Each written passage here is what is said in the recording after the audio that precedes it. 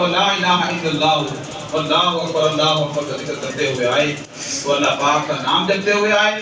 جب آ کے سجدے کیے, نماز پڑھی, اس کے بعد گولی پھیلائی, منگتے بنے, دعا مانگی, جب واپس لوٹے تو فرمایا آقا اسلام نے کہ اللہ پاک ان کو اس حال میں واپس بھیجتا ہے کہ وہ بندے تمام گناہوں سے پاک ہو کے بخشے ہوئے واپس جا رہے ہیں. یہ میرے پاس حدیث موجود ہے, میں بڑا آسان کر کے آپ کو سمجھا رہا ہوں.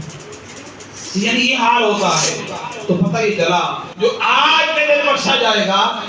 اصل عید کپڑے پہننے سے عید نہیں ہو جاتی. یہ کپڑے اچھے پہنا حضور کی سنت ضرور ہے, ثواب ہے, مگر بڑے بڑے بزرگوں کو, فاروق اعظم کو دیکھا, بڑی بڑی شخصیات کو دیکھا کہ عید کا دن ہے, کمرے میں بیٹھے رو رہے ہیں. کہ حضور آج اور آپ رو رہے ہیں, خوشی کا دن ہے. مگر خوشی تو اس کے لیے جس کی آج بخشش ہو جائے گی, مبارک بانی تو اس کے لیے ہے جس کی آج بخشش ہو جائے گی. خوشیاں تو وہ منائے جس کے آج تمام گناہ معاف کر دیے جائیں گے. جی یعنی ہمیں سبق دینے کے لیے فاروق اعظم جیسی ہستی یہ عمل کرے, بڑی بڑی شخصیات ہمیں سمجھانے کے لیے یہ کریں کہ لوگوں ماہ رمضان کے اس انداز سے احترام کر لینا, قدر کر لینا, اور ماہ رمضان کا خیال رکھنا. بڑے ادب والا مہینہ ہے, بڑی شان والا مہینہ ہے. کرتے رہنا, جب مہینہ پورا ہو جائے تو وہ پھر دن آئے گا جسے تمہیں مزدوری دی جائے گی, تمہاری سوچ سے بھی بڑھ کر تمہیں عطا کیا جائے گا. فرمایا کہ وہ دن کون سا دن ہے؟ وہ آج کا دن عید الفطر کا. بتا دی چند باتیں کہ عید اود سے نکلا ہے, یہ خوشیاں بھرا ہے, یہ بار بار سات بار لوٹ کے آتا ہے. یہ اس دن جنت کو پیدا کیا, رب سے دوبا لگایا گیا. ہاں جی, یہ ساری چیزیں اس دن کے اندر پڑ جاتی ہیں. اب اس دن شیطان بھی کچھ واویلا کرتا ہے, کیونکہ شیطان بھی تو کھل گیا نا. شیطان کیا واویلا کرتا ہے؟ وہاں میں ممبا کہتے ہیں کہ شیطان عید کے روز نوحہ زاری کرتا ہے. سبحان اللہ. وہ روتا ہے, چلاتا ہے, اور تمام ذریت شیطان اس کے گرد جمع ہو جاتی ہے. اور یہ مذاق کی بات نہیں ہے, یہ کوئی میں آپ کو لطیفہ نہیں سنا رہا ہوں کہ ہم شیطان کو اتنا آسان. ایک انسان کا جو نفس ہے وہ شیطان سے بھی بڑا دشمن ہے. یہ نفس وہ دشمن ہے جس نے شیطان کو بھی کہاں سے نکلوایا اور ابلیس اور لاٹھی بنا کے دفع کروا دیا. یہ کون سا نفس تھا؟ نفس ایک ایسا دشمن ہے جو شیطان سے بھی بڑا دشمن ہے. یعنی شیطان کو شیطان بنوانے والا, ابلیس بنانے والا, اور اللہ کی بارگاہ سے دفع کروانے والا کون ہے؟ نفس ہے. تو انسان کے دو دشمن, ایک شیطان, ایک نفس. شیطان چھوٹا دشمن ہے. آقا علیہ السلام فرماتے ہیں جب ماہ رمضان آتا ہے, جیسے رمضان شروع ہوتا ہے اللہ پاک شیاطین کو جکڑ دیتے ہیں, شیاطین کو باندھ دیا جاتا ہے تاکہ بندوں کو یہ نقصان نہ پہنچائیں, پریشان نہ کریں, گناہوں پہ نہ لگائیں. مگر جو نفس ہوتا ہے وہ کھلا ہوتا ہے. ہم کہہ رہے ہوتے ہیں نا یار روزے بھی رکھے ہیں لوگ, پھر تو نمبر کر جا رہے ہیں, پھر جھوٹ بول رہے ہیں, پھر گالیاں دے رہے ہیں, پھر ملاوٹ کر رہے ہیں, پھر کم توڑ رہے ہیں, دھوکہ دہی کر رہے ہیں, ریٹ زیادہ لگا رہے ہیں, ڈبل ریٹ لے رہے ہیں. یہ سارا کچھ ہو رہا ہوتا ہے. تو یہ کیا ہے کہ شیطان تو باندھا ہوا ہے مگر نفس کھلا ہوا ہے. نفس بننے سے سارے گناہ پہ دبائی جا رہا ہوں. اس لیے یاد رکھیں نفس اپنی جگہ رہ گیا مگر شیطان جو ہے اس کا حال کیا ہے آج کے دن. فرمایا تو وہاں پہ منبر رضی اللہ تعالیٰ وہ فرماتے ہیں کہ شیطان نوحہ زاری کرتا ہے, روتا ہے, آج کے دن چلاتا ہے. ہوتا کیا, اس کی ساری ذریت شیطان کی شکل جمع ہو جاتی ہے. کوئی دن فاجی کیا ہو جائے آج کے دن آپ اتنی آہوزاری کیوں کرتے ہیں؟ وہ کہتا ہے کہ اللہ تعالیٰ نے آج کے دن امت مصطفیٰ کو بخش دیا. سبحان اللہ. میں نے اتنی محنت کی تھی, اتنے گناہ ان سے کروائے تھے, مگر آج ایک ایسا دن آ گیا جو کہ تسبیح و تحلیل کا دن ہے, اور تسبیح و تحلیل کے قبول ہونے کا دن ہے. اللہ نے انہیں بخش بھی دیا, خوشیاں بھی عطا کر دی ہیں, اور جو شخص جو تسبیح پڑھتا جا رہا ہے اللہ فوری قبول بھی کرتا ہے. میں دیکھ رہا ہوں کچھ نوجوانوں کے بٹن بند کرنے بھول گئے ہیں, جلدی سے کپڑے پہن کے آ گئے. مہربانی کریں بٹن بند کر لیں. لباس کو ہمیشہ حضور کی سنت کے مطابق سمجھیں, معذرت کے ساتھ پڑھانا میری بات ہو گئی. ہاں جی, کیا ہو گیا کہ آج کا دن تسبیح و تحلیل کا دن, اور وہ تسبیح و تحلیل کی قبولیت کا دن بھی ہے.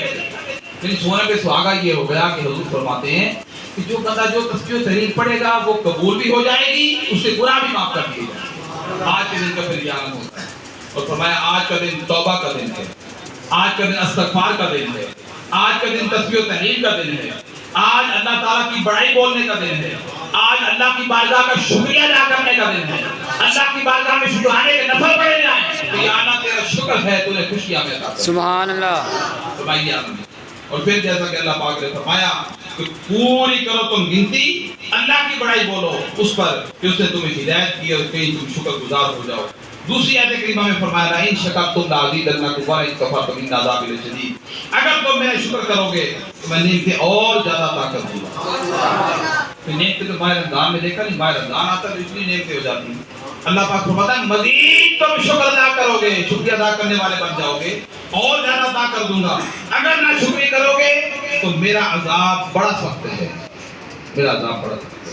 تو دوستو اللہ کی بڑی نعمتیں ہمارے پاس ہیں، ہم شمار بھی کرنا چاہیں تو شمار میں نہیں لا سکتے۔ آنکھوں کا شکریہ ادا کرنا، کانوں کا شکریہ، آپ کی ایک ہڈی کا صدقہ ادا ہوگا، ایک جوڑ کا صدقہ ادا ہوگا۔ ایک روایت میں یہ آیا کہ زکوٰۃ ادا ہوتی ہے نماز پڑھنے سے، ایک ہے صدقہ ادا ہوتا ہے۔ اور کل صبح میں درس میں بتایا تھا کہ جو بندہ بڑا ہی غریب ہو، بڑا آسان نسخہ ہوتا ہے، سنا ہوگا آپ کو، جو بندہ بڑا ہی غریب ہو، جس کے پاس خیرات اور صدقات کے لیے پیسے نہ ہو، وہ یہودیوں پہ لعنت بھیجا کرے۔ سبحان اللہ، سبحان اللہ۔ کیا فرمایا؟ غور کریں میں کیا کہہ رہا ہوں آپ کو، کہ جو بڑا ہی غریب ہو نا، کیونکہ اب دنیا کے امن کو جو نقصان دے رہے ہیں وہ کون ہے؟ یہودی ہیں۔ فرمایا جو بڑا ہی غریب ہو، صدقہ خیرات کے پیسے نہ رکھتا ہو، تو وہ کیا کرے؟ یہودیوں پہ لعنت بھیجے۔ سبحان اللہ، کھول کے ذرا سبحان اللہ۔ مسجد اقصیٰ کا حال آپ کے سامنے نہیں ہے؟ دنیا میں جدھر بھی نگاہ ماریں گے یہی لوگ شیطان کے پیروکار بنتے جا رہے ہیں، نقصان پہنچا رہے ہیں، دنیا کے امن کو تباہ کر رہے ہیں۔ تو ان پہ لعنت بھیجنا کیا ہے؟ صدقہ جاریہ ہے۔ سبحان اللہ۔ لعنت بھیجنا کیا ہے؟ خیرات کرنا بڑا ذخیرہ ملتا ہے۔ حوالہ موجود ہے، میں ذمہ داری سے بات کر رہا ہوں۔ اب میں آتا ہوں چند وہ باتیں جو آقا علیہ السلام نے خطبہ حجت الوداع میں کی تھی، جو ہر امتی کو سمجھنی چاہیے، سننے چاہیے، غور سے سنیں، سمجھیں کہ آقا علیہ السلام نے آخری خطبہ اس میں کیا گفتگو فرمائی۔ منوان جو آقا علیہ السلام نے فرمایا، میں وہ آپ کو چند چیزیں بتانا چاہتا ہوں کہ حج کے دن حضور صلی اللہ علیہ وسلم عرفہ میں تشریف لائے۔ جب تشریف فرما ہوئے تو آپ نے وہاں قیام فرمایا۔ جب سورج ڈلنے لگا تو آپ نے اپنی اونٹنی قصوہ لانے کا حکم فرمایا۔ اونٹنی تیار کر کے حاضر کی گئی تو آپ اس پر سوار ہو کر بطن وادی میں تشریف فرما ہوئے، اور وہ اپنا وہ خطبہ ارشاد فرمایا جس میں دین کے اہم امور بیان کیے گئے ہیں۔ بڑے غور سے سنیں، توجہ کریں، بیٹھے ہوئے اپنے ہاتھوں کو حرکت نہ دیا کریں، کپڑے شپڑے سیدھے نہ کیا کریں، ہم گوش و خالی کر کے بیٹھتے ہیں اور بالکل توجہ سے بیٹھتے ہیں۔ جتنے بھی ماشاءاللہ خوبصورت لباس پہن کے ہیں، اللہ ہمارا یہ پہننا بھی قبول فرمائے۔ آمین۔ یہ اچھا لباس خوبصورت پہننا یہ ہمارے نبی کا طریقہ ہے۔ آمین، یہ سبحان اللہ۔ اور آج خوشی کا دن ہے، آج کے دن جیسا لباس اچھا میسر پاکیزہ ہو، یہ پہن کے آنا بہت بڑا اجر و ثواب کا باعث ہے۔ سبحان اللہ۔ فرمایا لوگوں میری بات سنو، میں نہیں سمجھتا کہ آئندہ کبھی ہم اس طرح کسی مجلس میں یکجا ہو سکیں گے، اور غالباً اس سال کے بعد میں حج نہ کر سکوں گا۔ آقا علیہ السلام کیا فرما رہے ہیں؟ فرمایا انسان سارے ہی آدم کی اولاد ہے، اور آدم مٹی سے بنائے گئے۔ اب فضیلت و برتری کے سارے دعوے، خون و مال کے سارے مطالبے اور سارے انتقام میرے پاؤں تلے رونده جا چکے ہیں۔ یہ آقا علیہ السلام خود فرما رہے ہیں، اور فرمایا پس بیت اللہ کی تولیت اور حاجیوں کو پانی پلانے کی خدمات آقا علیہ السلام نے دیکھو کہیں میرے پاس گمراہ نہ ہو جانا اور آپس میں ہی کش کو خون نہ کرنے لگ جانا۔ فرمایا اگر کسی کے پاس امانت رکھوائی جائے تو سارے مسلمان آپس میں بھائی بھائی ہیں۔ فرمایا اپنے نوکروں کا خیال رکھنا، جو تمہارے یہاں مزدور طبقہ ان کا خیال رکھنا، انہیں وہی کھلانا جو خود کھاتے ہو، ایسے ہی پہنانا جو خود پہنتے ہو۔ اور پھر آقا علیہ السلام نے ارشاد فرمایا لوگوں خدا نے ہر حقدار کو اس کا حق خود دے دیا ہے، اب کوئی کسی وارث کی حق کے لیے وصیت نہ کرے۔ بچہ اس کی طرف منسوب کیا جائے گا جس کے بستر پر پیدا ہوگا۔ ذرا غور کریں بات، بچہ اس کی طرف منسوب کیا جائے گا جس کے بستر پر پیدا ہوا، جس پر حرام کاری ثابت ہو جائے فرمایا اس کی سزا پتھر ہے۔ یہ آقا علیہ السلام دیکھیں دین اسلام کی قوانین قرآن میں سارے موجود ہیں اور حضور کس طرح بتا رہے ہیں، اور فرمایا پتھر ہے سزا اس کی، اور ان کا حساب و کتاب خدا کے ہاں بھی ضرور ہوگا قیامت والے دن۔ اور پھر فرمایا قرض قابل ادائیگی ہے، عاریتاً لی ہوئی چیز واپس کرنی ہوتی ہے، عارضی جو مانگ کے بدلے دیتا ہے۔ دیکھیں قربان جائے آقا علیہ السلام ہیں، آقا علیہ السلام کیا قریب بینی کے ساتھ دیکھ رہے ہیں ہمارا حال۔ کہ جو چیز عارضی مانگ کر لی جائے فرمایا وہ قابل واپسی ہوتی ہے، واپس کرنی چاہیے، تحفے کا بدلہ ضرور دینا چاہیے. اور جو کوئی کسی کا ضامن بنے، جب ضامن بن جائے تو اللہ میں چھوڑ دے، پھر تمام خود ادا کرے گا. سبحان اللہ. جو ضامن بھی کہتے ہیں بننا ہے تو اللہ کی ذات پہ توکل کر کے بننا ہے. سبحان اللہ. پھر اگر بوجھ آ جائے جس کی زبان اٹھائی ہو پھر خود اپنی طرف سے ادا کر دے. پھر بولتا نہ پھرے یار میں زبان دن میں پھنس گیا، تو کب پھنسا ہے وہ اللہ پر مدد کرنے والا. پھر آقا علیہ السلام فرماتے ہیں کسی کے لیے جائز نہیں ہے کہ اپنے بھائی سے کچھ لے سوائے اس کے جس پر اس کا بھائی راضی ہو اور خوشی خوشی دے دے. خود پر اور ایک دوسرے پر جاتی نہ واجب ہیں. عورتوں پر تمہارا حق یہ ہے کہ وہ اپنے پاس کسی ایسے شخص کو نہ بلائیں جسے تم پسند نہیں کرتے، اور وہ کوئی خیانت نہ کریں، کوئی کام کھلی بے حیائی کا نہ کریں. اور اگر وہ ایسا کریں تو خدا کی جانب سے تمہیں اجازت ہے کہ تم انہیں معمولی جسمانی سزا دو، اور جب وہ بعد آ جائیں معافی مانگ لیں اور دیکھو کہ وہ ٹھیک ہو گئی ہیں، انہیں پھر پہلے کی طرح اچھی طرح کھلاؤ بھی صحیح، پہناؤ بھی صحیح، وہ تمہاری اپنی ہے. سبحان اللہ. آپ دیکھ رہے ہیں آقا علیہ السلام سزا کی بات بھی کر رہے ہیں، نفرت کو بدل کے محبت کی بات بھی کر رہے ہیں. عورتوں سے بہتر سلوک کرو کیونکہ وہ تو تمہاری پابند ہیں اور خود اپنے لیے وہ کچھ نہیں کر سکتی. چنانچہ ان کے بارے میں خدا کا لحاظ رکھنا کہ تم نے انہیں خدا کے نام پر حاصل کر رکھا ہے. نکاح ہوتا ہے تو کیا ہے، النکاح بالسنتی فمن رغب عن سنتی فلیس منی، کہ خدا کے نام پر حاصل کر کیا ہے اور اسی کے نام پر وہ تمہارے لیے حلال ہوئی. لوگو میری بات سمجھ لو، میں نے حق تبلیغ ادا کر دیا اور میں تمہارے درمیان ایک ایسی چیز چھوڑے جاتا ہوں کہ تم کبھی گمراہ نہ ہو سکو گے اگر اس پر قائم رہے. اگر اس پر قائم رہے وہ کیا ہے؟ وہ خدا کی کتاب ہے. سبحان اللہ. وہ کیا ہے؟ خدا کی کتاب ہے. کتاب ہے. کیا ماہ رمضان میں جس طرح ہم قرآن پڑھتے رہے آپ بھی پڑھا کریں گے انشاءاللہ؟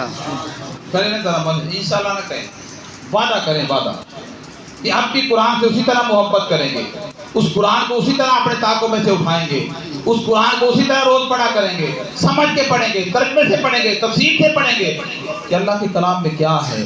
فرمایا اللہ والوں کی علامت یہ ہوتی ہے وہ قرآن میں تلاش کرتے رہتے ہیں. کہاں سے تلاش کرتے ہیں؟ قرآن میں سے تلاش کرتے رہتے ہیں کہ مالک کے حکم کیا ہیں، احکام کیا ہیں، آرڈر کیا ہے. فرمایا یہ آنا ہوگا. اور پھر اگر فرمایا وہ خدا کی کتاب ہے. اور ہاں دیکھو دینی معاملات میں غرور سے بچنا کہ تم سے پہلے لوگ انہی باتوں کے سبب ہلاک کر دیے گئے. شیطان کو اب اس بات کی کوئی توقع نہیں رہ گئی تو اب اس کی اس شہر میں عبادت کی جائے گی. حضور مکہ کی طرف اشارہ کر رہے ہیں، مکہ کی طرف اشارہ کر رہے ہیں، اس شہر میں عبادت کی جائے گی. لیکن اس بات کا امکان ہے ایسے معاملات میں جنہیں تم کم اہمیت دیتے ہو اس کی بات مان لی جائے اور اس پر راضی ہے. فرمایا آقا علیہ السلام لوگو اپنے رب کی عبادت کرو، 5 وقت کی نماز پڑھا کرو، مہینے بھر کے روزے رکھو، اپنے مالوں کی زکوٰۃ خوش دلی کے ساتھ ادا کیا کرو، اور اپنے خدا کے گھر کا حج کرو، اپنے اہل امر کی اطاعت کرو تو تم کیا ہوگے؟ اپنے رب کی جنت میں داخل کر دیے جاؤ. سبحان اللہ. دیکھ رہے ہیں نماز، روزہ، حج، زکوٰۃ، کتنی چیزیں بتائی ہیں؟ نماز، روزہ، حج، زکوٰۃ. اور اس کے بعد فرمایا تمہارے پر اگر مسلمان حاکم ہیں تو ان کی اطاعت کرنا. سبحان اللہ. فرمایا کیا ہوگا؟ تم اللہ کی جنت میں داخل ہو جاؤ، یعنی اللہ کی رضا تمہیں نصیب ہو. سبحان اللہ. اور فرمایا آگاہ ہو جاؤ، آگاہ ہو جاؤ. اب مجرم خود ہی اپنے جرم کا ذمہ دار ہوگا. جو جرم کرے گا وہ اپنے جرم کا خود ذمہ دار ہوگا. اور آگاہ ہو جاؤ اب نہ باپ کے بدلے بیٹا پکڑا جائے گا، نہ بیٹے کے بدلے باپ پکڑا جائے گا. یہ آقا علیہ السلام فرماتے ہیں. اور فرمایا سنو جو لوگ یہاں موجود ہیں انہیں چاہیے کہ یہ احکام اور یہ باتیں ان لوگوں کو بتائیں جو جہاں نہیں ہیں. ہو سکتا ہے کوئی ایسا بندہ جو غیر موجود ہے، موجود نہیں ہے، تو موجود والوں سے زیادہ ذہن رکھتا ہو، دماغ رکھتا ہو، اس کو زیادہ یاد کرنے کی طاقت ہے، اور ان کو پہنچا دی جائے. اور لوگوں تم سے میرے بارے میں خدا کے ہاں سوال کیا جائے گا.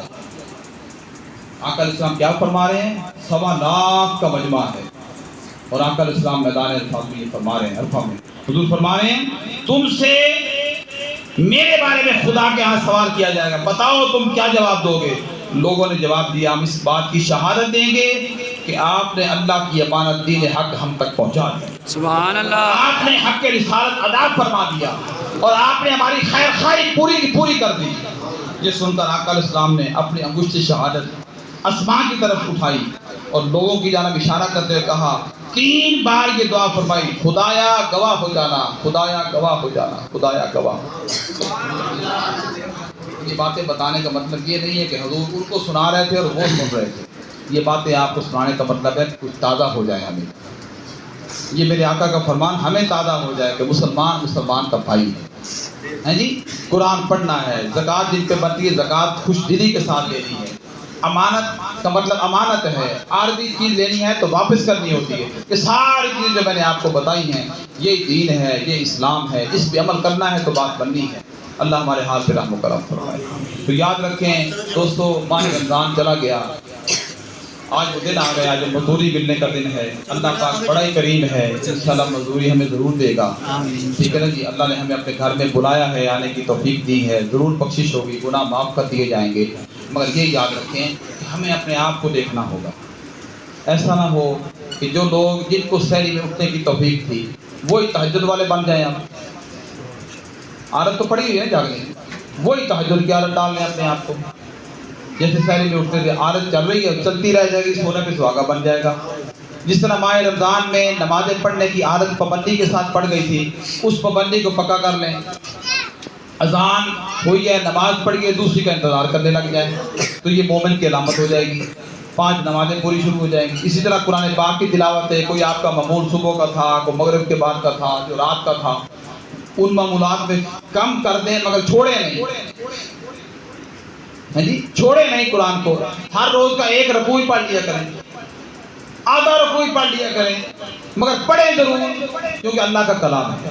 سبحان اللہ۔ یہ وہ محبت بھرے خط ہیں جی، یہ محبت بھرے وہ خط ہیں جو محب نے محبوب کی طرف بھیجے تھے، ہیں جی، آقا علیہ السلام پہ اترتے رہے، حضور جمع کرتے رہے، سناتے رہے، لکھواتے رہے، جمع فرماتے رہے، آج الحمدللہ ہم سب کے گھروں میں پہنچ چکے ہیں۔ سبحان اللہ۔ تو یہ وہ کلام الہی ہے، حضور نے فرمایا کوئی آیت آتی، کوئی سورت آتی، حضور فرماتے صحابہ یہ سنو، سن لیتے، تو فرماتے کہ میرے اللہ نے کلام بھیجا، سبحان اللہ۔ یہ میرے اللہ نے آج یہ حصہ بھیجا، آج یہ سورت بھیجی ہے۔ حضور مکے میں ہوتے تو قرآن مکے میں آتا تھا، حضور مدینے میں ہوتے تو قرآن مدینے میں آتا تھا۔ ارے موسیٰ علیہ السلام کلیم اللہ ہیں، جب ان کو کتاب ملنے کا وقت آیا، اللہ پاک نے 40 راتوں کا چیلے کی پہلے بات کر دی، پھر پہاڑ پہ بلا لیا، مگر محبوب کی بات آئی، باری آئی قرآن دینے کی، کلام یا کتاب دینے کی، تو فرمایا محبوب آپ کو کہیں جانے کی ضرورت نہیں ہے، آپ مکہ میں ہوں گے قرآن مکہ میں آئے گا، سبحان اللہ۔ آپ مدینے میں ہوں گے قرآن مدینے میں آئے سبحان گا، اللہ۔ آپ میدان جنگ میں ہوں گے قرآن میدان جنگ میں آئے گا، سبحان اللہ۔ آپ غار حرا پہ ہوں گے قرآن وہاں پہ آئے گا، آپ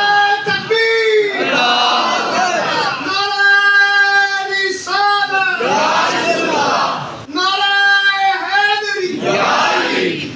یعنی آپ جہاں بھی ہوں گے، سفر میں ہوں گے، حضر میں ہوں گے، جہاں بھی ہوں گے قرآن وہی اترے گا۔ محبوب کی شان اللہ پاک نے نرالی کر کے، ہاں جی، اس لیے پھر ماہ رمضان بھی اسی طرح کسی امت کو نہیں ملا جس طرح ہمیں ملا ہے۔ اللہ ہمارے روزے بھی قبول فرمائے۔ آمین۔ اوپر چلے جائیں، جو جن کے پاس جگہ نہیں ہے، نیچے نہیں ملی، اوپر جگہ ہے، راستہ دینے گزر جائیں اور سب نے اپنی درست کر لیں۔ اب میں طریقہ بتا رہا ہوں نماز عید کا۔